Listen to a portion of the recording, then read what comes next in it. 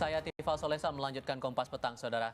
Dari perkembangan kasus ijazah Joko Widodo, Polda Metro Jaya kini sudah memeriksa 50 saksi untuk 2 perkara yang kini sedang berproses.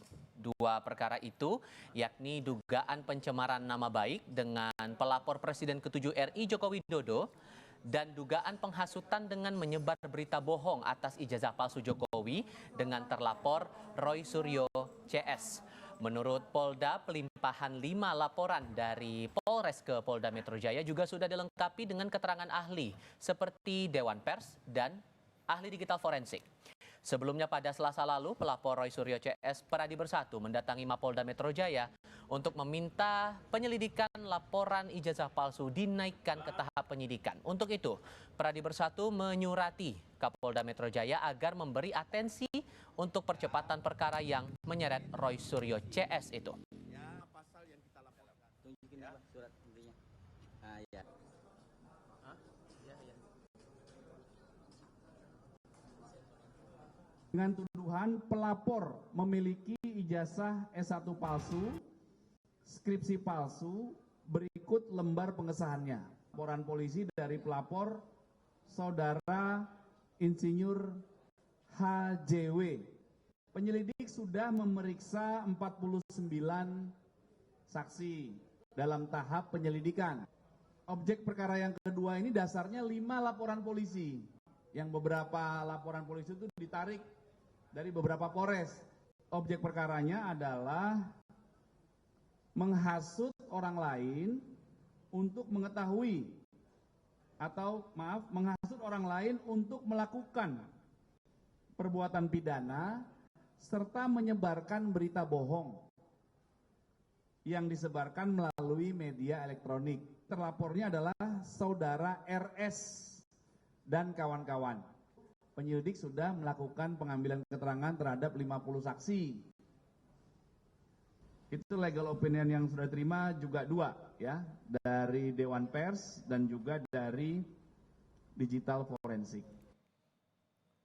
Sementara itu mengenai pengakuan politisi senior PDI Perjuangan Beator Suryadi yang menaruh curiga jika ijazah Jokowi dicetak di Pasar Pramuka, mantan sekretaris tim kampanye nasional Jokowi Yusuf Kala tahun 2014 Andi Wijayanto mengaku keterlibatannya dengan ijazah Jokowi hanya saat proses kelengkapan berkas administrasi pencalonan Jokowi JK ke Komisi Pemilihan Umum Republik Indonesia.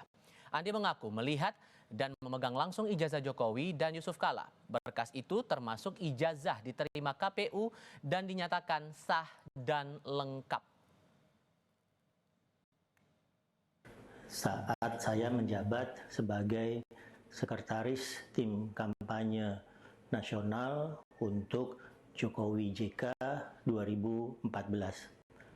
Saat itu saya melihat memegang langsung ijazah dari Pak Jokowi, juga ijazah Pak JK, dan kelengkapan administrasi, baik semua berkas-berkas data diri, ijazah sekolah, hingga ijazah universitas dikumpulkan, diserahkan ke KPU sebagai persyaratan pencalonan Pak Jokowi dan Pak JK. Tugas kami berakhir di situ dan proses pencalonan berakhir saat ijazah Pak Jokowi dan Pak JK oleh KPU dinyatakan sah dan lengkap.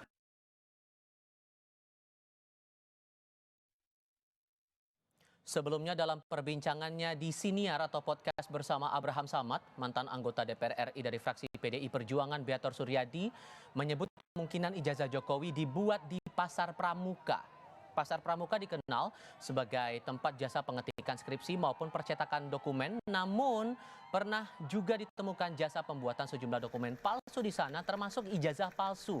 Ia juga menyebut Andi Wijayanto pernah melihat langsung ijazah Jokowi saat bertugas sebagai sekretaris tim kampanye nasional Jokowi JK tahun 2014. Awal peristiwa pilkada, pemilu-pemilu di zamannya reformasi ini, itu PDI Perjuangan banyak kadernya yang menjadi anggota dewan, yang menjadi bupati, jadi gubernur, ijazahnya palsu. Oh begitu ya? Ya, jadi karena palsu semua, seharusnya Bariskrim yang sekarang ini kalau mereka pada tahun-tahun di awal 2012-2010 itu sudah menjadi polisi, mereka tahu betapa banyaknya ijazah-ijazah yang diproduksi oleh pasar pramuka. Jadi Solo itu pada awal 2012 itu datang ke Jakarta. Pak Jokowi nih Jokowi.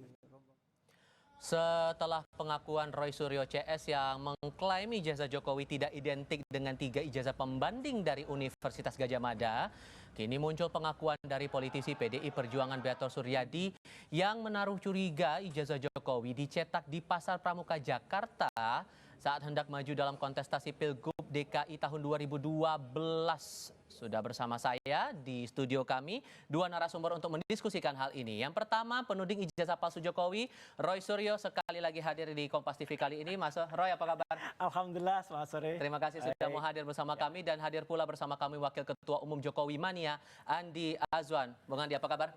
Baik, selamat sore Mas Tifal, selamat sore Terima kasih. pemirsa Kompas Petang, semangat. Terima kasih semua sudah bergabung dalam diskusi kali ini. Saya spesifik ngomong soal proses hukum dulu. Sudah ada 50 saksi untuk 2 kasus yang mengadukan Anda. Soal pencemaran nama baik dan penghasutan dengan berita bohong. Anda sendiri sudah terima panggilan dari penyidik untuk diperiksa? Ya, secara maya sudah, tapi secara fisik belum. Tapi nggak apa-apa, biarkan aja. Kan yang namanya orang laporan boleh, ya kan, sah-sah saja. Perkara yang lapor nanti ternyata nggak punya legal standing, mengada-ada, ya, nah itu nanti lain soal, ya kan. Ini apa ini orang-orang ini gitu loh. Tapi nggak apa-apa, biarin aja, ya bikin capek Polda Metro aja gitu. Tapi kemudian apakah Anda punya bukti baru yang bakal menguatkan posisi Anda? Oh iya, enggak. Artinya gini, dari pelaporan aja kan sekarang kan clear kan. Ini pelaporan nggak ada hubungannya dengan apa yang kemarin ya gitu. Ini kan salah satu cara dari Joko Widodo untuk dia supaya nggak nunjukin ijazahnya. Ini track yang track yang licik aja kalau menurut saya. Ya, jadi dilaporkannya adalah menghasut, ya kan. Tapi mungkin pelapornya nggak baca kali ya, keputusan MK. Tapi nanti nggak apa-apa, bahwa MK itu sudah kemudian memutuskan bahwa pasal 160 KUHP itu hanya bisa kalau ada bukti delik materialnya. Jadi kalau hanya delik formil itu nggak ada korbannya, nggak ada yang terbukti menghasut ya. Misalnya menghasut itu gini, saya dilaporkan menghasut. Terus yang dituduhkan harus ada siapa yang terhasut, siapa Mas Tifal misalnya. Mas Tifal misalnya tidak terbukti Mas Tifal itu terhasut, ya nggak bisa. Dan itu harus kalau kita misalnya menghasut untuk melawan negara. Nah, apakah Joko Widodo negara? Bukan juga kan? Terus pasal 28 itu juga kan clear kan? Undang-undang ITE apalagi. Saya membahas itu dari tidak ada sara, tidak ada ras yang kemudian dilawan. Nah, nggak apa-apa lah, biarin aja ya, ini lucu-lucuan aja. Oke, Anda meyakini sudah cukup responsifkah polisi soal ini? Mengingat sudah ada 50 saksi, tapi ini kan aduan udah sejak akhir April, tapi sampai sekarang belum ada status jelas lagi.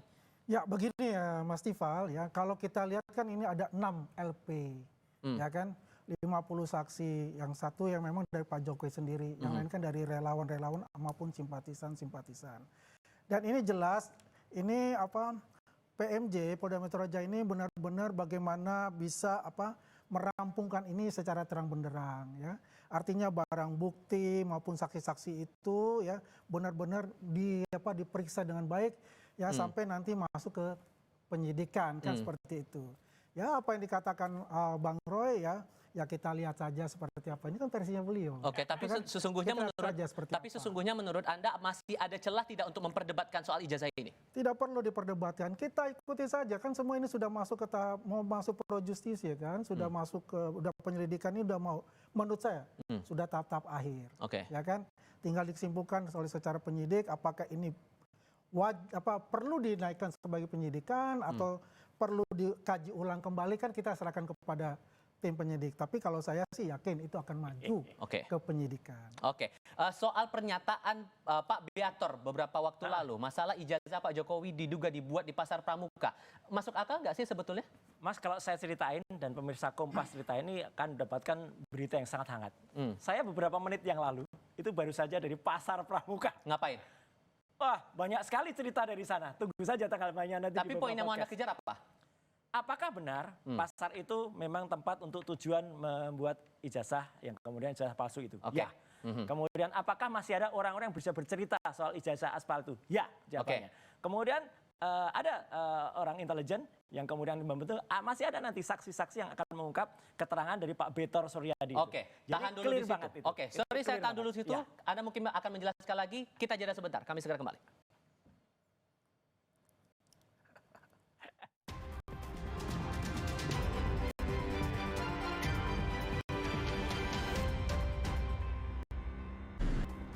Biar fair saya kasih ke Bang Andi, karena alasan yang disampaikan Pak Beator itu salah satunya mengacu dari informasi dari Bambang Trimulyono dan mantan Rektor UGM Sofyan Effendi yang bilang nama Pak Jokowi itu nggak tercatat di Fakultas Kehutanan UGM. Masuk akal nggak alasan itu? Tidak masuk akal. Karena begini, Bang Beto itu kan dari katanya-katanya. Dia tidak melihat langsung seperti apa kan gitu. Apalagi dia mengatakan 2012, karena saya 2012 itu, saya kan adalah di tim kampanye Jokowi Ahok, Pilgub DKI, di tim sosialisasi kampanye. Yang sehari-hari memang itu adalah di markas yang namanya Borobudur 22. Kalau Better ngomongin kan Menteng 22, itu aja sudah salah gitu. Kan udah jelas gitu, apakah dia terlibat di dalam itu? Saya rasa tidak. Ini karena selalu mengatakan asumsinya katanya. Ya kan, kalau kita mengacu kepada yang namanya ijazah, ya kita mengacu 2005 gitu, 2004 2005 ya kan, Pil Wali Kota Solo. Kan. Itu kan dimasukkan adalah Insinyur Joko Widodo dengan FX Rudi gitu. Di KPU Solo kan bisa dilihat, dibuka aja di Google Pil Walkot. Solo 2004 2005 dan yang berlanjutan 2010 itu kan tercantum di situ semua. Insinyur Joko Widodo bersama FX Rudi. Ya. Ijazah yang disampaikan kepada KPU, ya jelas itu adalah ijazah insinyur kehutanan beliau dari UGM. Sehingga kalau menurut Anda dengan munculnya pernyataan itu dan Anda tetap meyakini bahwa Lab 4-nya Barreskrim kemarin itu sudah menyatakan ijazah valid, kesannya ini mau dibawa kemana? Ya tinggal gini saja, kan ini kan sudah diadukan di PMJ, Polda Metro Jaya, ya kan sudah di sana sudah diproses ya. Kita tunggu saja sampai kapan ini akan dinaikkan ke tahap-tahap berikutnya, kan begitu. Nah, lalu lah kita bertarung lah di sisi argumen-argumen dan barang bukti dan sebagainya, ya kan oleh pihak tim kuasa hukum masing-masing, kan begitu. Tapi saya ingin meng-highlight ya perkataan dari Betor Suryadi itu gitu. Dia itu membuka boroknya PDIP ini dengan masalah calon bupati, calon wali kota dari PDIP yang mungkin sekarang sudah jadi bupati, wali kota ataupun gubernur. Kenapa dia bilang mengatakan bahwa itu banyak dari pasar pramuka? Ini sebetulnya berbahaya perkataan seperti ini gitu. Jangan sampai nanti terjadi asumsi dari publik yang menuduh seperti itu gitu. Bung Roy, ya intinya poin Anda saat datang ke pasar pramuka itu benang merahnya apa? Benang merahnya adalah apa yang disampaikan Bang Betor sama dengan tadi. Jadi nggak apa-apa, ini saya setuju tadi Bang Andi itu adalah betul bahwa memang banyak dulu di pasar pramuka itu. Sebelum pasar itu kemudian sempat terbakar atau dibakar, kita nggak tahu ya, akhir tahun yang lalu bersih, tapi masih banyak sisa-sisa suara yang masih banyak. Tadi kita ke Pak Haji siapa tadi yang dia bisa cerita dengan sangat detail ya. Dulu soal palsu itu kayak apa, dan sekarang mereka harus menanamkan tulisan kalau mereka nggak menerima lagi palsu-palsuan, tapi bisik-bisik tetap ada. Kalau mau bisa loh. Ya, kan, kalau spesifik ke Pak Jokowi, tudingan itu? Tudingan itu nanti akan harus ditanyakan pada orang yang, nah ini Bang Andi kenal banget nih, orang namanya Widodo.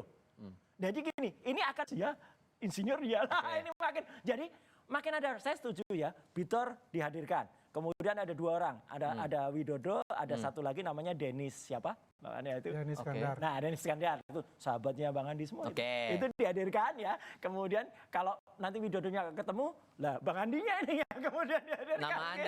Nama Anda nih disinggung-singgung nih. Itulah gayanya Roy Suryo. Gitu kan. Kita simpel saja lah, dia mengadakan investigasi ya. Detektif partikuler Ray Suryo. Ya kan? Di pasar pramuka. Tidak apa-apa itu hak beliau mencari itu kan sebagai penambahan dari argumen-argumen beliau gitu. Yang jelas kita ini adalah taat hukum lah. Ya. Apapun yang diperintahkan oleh pengadilan, aparat hukumnya memang kita harus penuhi untuk itu, ya kan. Yang penting adalah yang mesti kita highlight itu, yaitu bahwasannya ya kita harus percaya kepada lembaga negara. Ya kan proses-proses itu telah berjalan KPU ya kan, KPU Solo maupun KPU DKI. Sedangkan KPU DKI, ketua KPU DKI pada itu Pak Juri Ardianto yang sekarang wakil Menteri Seknek, itu kan mengatakan saya terima loh, dan itu asli. Ya kan? Ya artinya apa ya? Ini kan sudah nih, lapor sudah oke, sudah bilang nggak masalah kan, memang asli. Kemudian KPU Solo juga mengatakan itu kan dimasukkan dari Insinyur Joko Widodo, artinya juga. Artinya apa? Artinya ijazah dari UGM. Kemudian Pak Juri Ardianto juga bilang, iya ini asli juga dari UGM. Ya artinya ini kan sudah mengkonfirm ya dari sisi lembaga negara nih ya, itu sudah confirm itu asli. Sehingga menurut Anda, saya kasih kesempatan masing-masing, perlukah pernyataan Pak Betor itu ditindaklanjuti oleh penyidik? Harus, menurut saya Pak Betor, kemudian orang namanya Widodo, orang namanya tadi Denis siapa, terus satu lagi orang Profesor Paiman yang kemarin awalnya kemudian mencoba WA saya, tapi saya mengucapkan terima kasih Prof Paiman, beliau WA lagi minta maaf ke saya, sekaligus mengaku kalau beliau dulu pernah punya usaha seperti itu ya di pasar pramuka. Ini saya boleh jawab. Tapi meskipun itu belum ada kaitan langsung, tapi nama-nama orang ini tertarik. Dan kalau perlu, saya sekali lagi terima kasih Pak Andi akan bisa membantu negara kalau menghadirkan Widodo itu sehingga semuanya clear. Perlu pernyataan Pak Betor ini ditindaklanjuti penyidik? Jadi begini, saya sebelum masuk ke sana, saya mau menjawab ini. Pak Iman mau WA Pak Roy, saya juga ada. Saya punya sisinya juga, saya punya tahu. Karena saya dekat juga Pak Paiman, berteman juga dengan Pak Paiman. Jadi intinya begini, apa yang di WA ke Pak Mas Roy, itu bukan intimidasi dan apapun. Tidak, WA sebagai teman. Yang saya baca itu, memang pengakuan beliau ya, tahun 99 sampai 2002, dia mempunyai namanya pengetikan di pasar pramuka. Ada kios untuk pengetikan. Dan fotokopi. Ya, fotokopi. Tapi bukan percetakan. Ya menurut dia kan. Menurut beliau nih. Ya, itu sampai 2002. Ini kita bicara 2012, 10 tahun kemudian. Dikait-kaitkan dengan Pak Paiman ini. Ini yang nggak masuk akal buat saya. Ya gitu loh. Apalagi mengatakan itu mencetak dan diulang, mencetak lagi. Di mana pemikiran akal logika kita? Ini akal kewarasan kita, ini terganggu untuk ini. Kembali ke pertanyaan saya, berarti itu layak ditindaklanjuti nggak pernyataan Pak Betor ini oleh polisi? Ya, kalau itu penting menurut para penyidik kepolisian, bahwa ini penting sebagai tambahan barang bukti, bisa saja. Ya, yang penting itu adalah tidak ada yang namanya itu, ya katakanlah intimidasi dan sebagainya ya. Kalau aparat keamanan itu perlu ya silakan saja ya kan. Kalau itu tidak perlu ya monggo kerso gitu loh. Kita nggak boleh juga menekan-nekan penyidik Polda Metro Jaya. Kita bisa intervensi untuk itu. Ada lawyer-lawyer yang nggak jelas legal standingnya nekan-nekan itu juga nggak boleh. Baik, Mas Roy Suryo, Bang Andi Hasan, terima kasih banyak sudah mau datang. Terima kasih kami di Kompas Petang kali ini. Saya selalu untuk Anda. Terima kasih Bang Tifal, terima kasih. Wait and see juga kita pokoknya di sini. Kami akan lanjutkan dengan informasi lain untuk Anda usai jeda, termasuk terkait dengan warga Pulau Enggano yang mengeluhkan dampak ekonomi setelah terisolasi 4 bulan imbas pendangkalan alur pelabuhan Pulau Baai. Tetap bersama kami.